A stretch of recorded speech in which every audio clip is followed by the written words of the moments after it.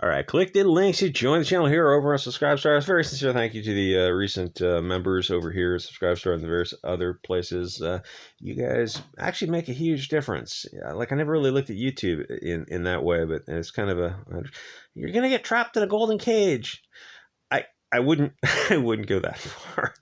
It's more of maybe a copper cage, maybe, but still every dollar helps. So the left is having and this is where you insert capital letters for the title: a panic, a meltdown, or humiliating SJW Elon Musk, and then humiliating all in capital letters to get that clickbait, because it is what it is. It's like clickbait gets advertising. And that's kind of more for the bigger channels, like who are like somebody in Odyssey was going like these Elon who's this guy, the Quartering, and I don't know, like Geeks and Gamers. The guy that comments like, yeah, every one of your guys' videos you use panic in all capital letters. It's like the Quartering does it. The guy is a master of YouTube, and I'm not saying this like to throw shade. I mean, he knows the game and he plays it well. Like he knows if you do panic in capital letter. I discovered that a long time ago.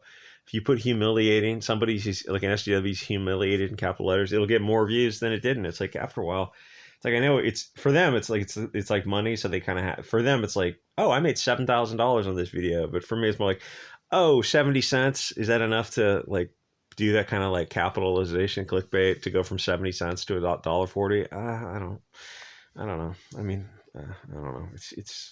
I guess not, because I don't do it that often. Anyway, so Elon Musk is buying Twitter, and SJWs are legitimately having a meltdown for a lot of reasons, but I think the only reason that matters is the content moderation. I think that is the critical nexus point, because it's at the heart of free speech. That's the heart of everything, is that concept of the open marketplace of ideas. And like, how many times do I have to say that phrase? Probably a million more times. But it's so critical because it's this concept of you have two adults engaged in discourse. Oh, we need no. We need a third person to stand in between us and filter ideas. No, we don't. We're two adults. We don't need a third person. We can be reasonable adults who can disagree without becoming disagreeable. And it's not just that, but it's the pragmatic aspects of it. It's like, who would you give this godlike power to? Unless you're going to call upon St. Peter to be the arbitration mediation expert, there's no one on earth that you would give that godlike power to censor. Why wouldn't they just act in their own self-interest or the interests of the tribe that they represent? It's insane that you would voluntarily give that power away unless you know that you're kind of only giving it to your side. It's like the left wing is this also the side of the Ministry of Truth. And you think, oh, that's a reference from 1984. What a hyperbolic statement. No, I mean, do you remember Nina Jankowicz from last year? She was going to be the Ministry of Truth.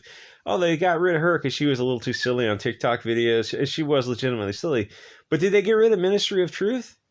Or is it still in place? Like, did Biden come out and go, there's absolutely no way on earth that we're going to have a Ministry of Truth? No, he didn't. It's still there. It's waiting in the background. It's just, it's like cancer that way. It's always just kind of hanging out, waiting for the opportunity. The government, give government a little bit of liberty and they'll give it back when the emergency passes. Or they'll just keep saying that there's an emergency so that they can keep that liberty.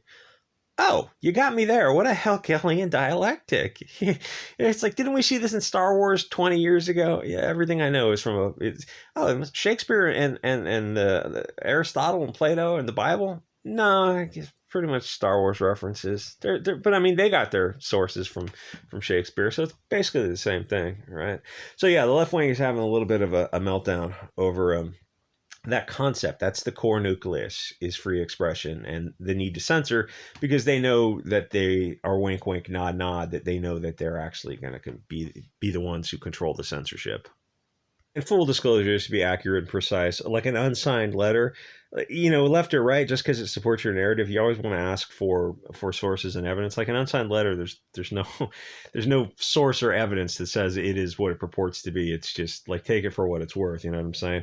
So what happened? Well, Elon Musk is buying Twitter, and I think that's going through. It's like, but it's not just like you buy a candy bar. It goes through in a set of series of stages and stuff. First he said he's going to fire 75%, and then he changes his mind, says it's unknown how many he's going to fire. And analysts were saying that Twitter was overstaffed and needed to cut at least 25%, which begs the question: how do you get to the point where you're overstaffed by 25%? That's a big percentage. And then Jack Posobiec was doing a video on Twitter where he showed like a day in the life of a Twitter employee, and they're showing like they're walking through what felt like the worst excesses of 2000. Before that, that's actually when I first got in the stock market as a kid. Was And actually I didn't lose money in the 2000 crash, which was weird. He's showing like yoga rooms and coffee bars and espresso bars. It's like, okay, coffee bar, espresso bar, that's fine, that makes sense. But then they had wine on tap, which is weird to me. And they had like a meditation room and just kind of nonsense rooms like that. You're like, I tell you what, why don't you get rid of all that stuff except for the coffee and espresso bar? That's probably necessary. And like cut an hour out of the workday. And like I think that'd probably be a push. You wouldn't lose any money on that by converting that stuff to other usage. It just seems like a weird Silicon Valley kind of thing that I thought ended 20 years ago, but apparently Twitter is different. So this woman is going around showing around like how she calls meetings, how they reserve rooms for meetings and stuff. I'm looking at these women these are the ones who are censoring your tweets, calling you Hugo Boss. And I'm looking at these women thinking like, yeah, you're overstaffed. And you go, how can you say that just by judging by the way she talks when she's talking about her day at Twitter? We're going to call a meeting, because I hear that and I look around and I go, yeah, you're overstaffed. The probability is judge a book by its cover or like whatever. Yeah. I've had enough experience to go. If these people are the ones who are calling meetings and they have any kind of power and control of Twitter, then you're overstaffed. Yeah, absolutely. These are the people like content moderation is like critically important. We need to create okay, stop. This is like, we're going to have to take Twitter in a radically different direction. Now, is Elon going to do that? I wouldn't get your hopes up. He's not an idiot. He's developing a lot of energy behind him, but is he actually going to do anything with that? Let it happen first before you start thinking, putting all your eggs in that one basket. But the media and the left wing in general are already panicking over the idea of misinformation, which is a great, because it brings up this concept of truth and like, who do we trust, and the concepts of due process and developing issues and argument and conclusion. And the left probably does not want to shine a light on that. So misinformation and relaxing content moderation, because like 1984 and Animal Farm were in all seriousness, those were guidebooks to the left. They don't want. Why do you think they censor and deplatform? If you had the better argument, you'd be, oh, hey, by all means, let's have a public discussion about this. If you have the better argument, the truth does not fear investigation. You do not have to censor and deplatform people. The left censors and deplatforms people because fundamentally they don't have the better argument. Now, what I just said, if you tell this some kid on Twitter, the immediate ad hominem and deflection, you go, but the things I just said were reasonable. Oh, well, Istophobic said what? That's not an argument. The things I said were reasonable argument, reach a reasonable conclusion. If you can counter the argument, but I kind of suspect that they're not going to be able to do that. The left wing is terrified of free speech, and that's kind of what it boils down to. They also know that right now they control mainstream media and social media. It's like there's a handful of both of those companies, and you look like, okay, well, who are the holding companies? Who are the majority shareholders? Who's pulling the strings of those companies? And it's a shockingly small amount of gatekeepers, which, like, just to have gotten this far is a country that is radically headed in the wrong direction of like putting power in like a dozen NGOs instead of protecting individual liberties. No, we're going to protect these billion-dollar corporations. That doesn't seem like a good idea. I value individual liberty, even the right to offend people, much more so than I value these billion-dollar corporations. So if they lose control of Twitter, and by no means, let it change first for a couple of months before you start thinking stuff is going to change, putting your hopes in this like external messiah figure.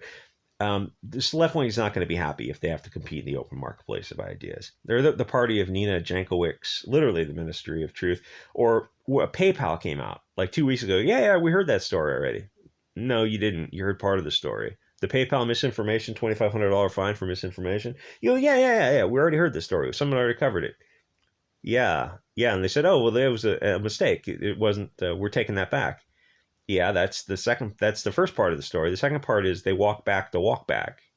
And so now they said there is a $2,500 fine, but they removed the word misinformation and they just put the word intolerance. So substantively, it's the same thing. It's this they have the ability to fine you for something vague and amorphous, intolerance. So it's the same thing, but the story disappeared. But the story came back, but it didn't get the same coverage. It's like they said, no, it was a mistake. It's a mistake.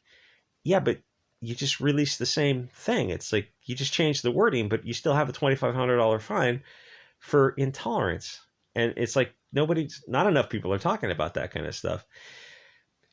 Yeah, I would. I mean, my point is like they very much want to control it. I got into some discussion on Twitter with somebody. It's like some of the stuff you can't even discuss it on. It dealt with changing definitions of things. I go, didn't they change the definition of this thing? And the guy goes, no, they didn't. No, they didn't change it. Are you? I'm thinking like, are you sure about that? What if I present you with objective evidence that they did? Would you accept that? And then they immediately resort to ad hominems. So they claim to be very concerned about misinformation, which again, like, can you define it? And then the next part is, well, who gets to define the truth? Oh, we do. Oh, okay. Well, wouldn't you just use that to advance your own interests? No. We'll be fair and impartial.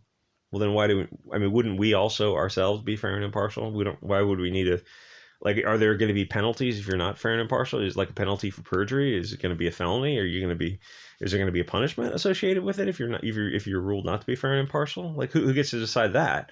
Who will guard the guards?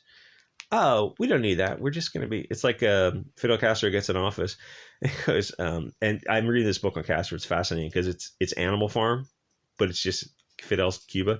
And it goes, so we're going to have fair and open elections after after 18 months in office, and then after a while he goes, elections. There's no need for elections. He goes, elections, por qué? Like, oh.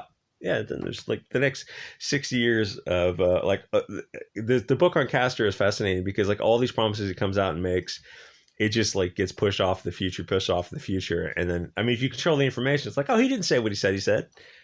Oh, but there's like evidence of it. Oh, those are lying capitalist pig dogs. Okay, but there are no free and fair elections. I mean, the guy's been in office for 50 years. Don't you think that's a little bit weird? And I mean, you just don't get to ask those questions because you just get thrown in a gulag, beaten to death. Anyway, so they claim to be very concerned about misinformation and speech they hate, which is another way of saying that backwards. Because even the Supreme Court themselves have said, yeah, there's no hate speech. It's weird they use these phrases that don't have a basis in law or in reality. Hate speech, right? It's like, what Supreme Court case are you quoting? Where in the Constitution are you quoting? Oh, democracy. Did you give me a republic? Because that's in the Constitution. No. We got to protect our democracy. Again, do you mean like constitutional representative republic? Because it's a republic if you can keep it, gentlemen. That's in the Constitution. I don't think democracy is in the Constitution. Why do you keep using these words? It's like you're liars who are lying and manipulating people. Oh, it's kind of exactly what's going on. And it's terrifying. You look at Nina Jankowicz and think, oh, she was going to be the Ministry of Truth. That's fucking terrifying. We're not going to vote our way out of this, are we? No, that's kind of what it boils down to. Anyway, like, comment, subscribe. Thank you for the recent support. Adopt, don't shop. Rescue dogs are the best dogs. And I will see you guys all next episode.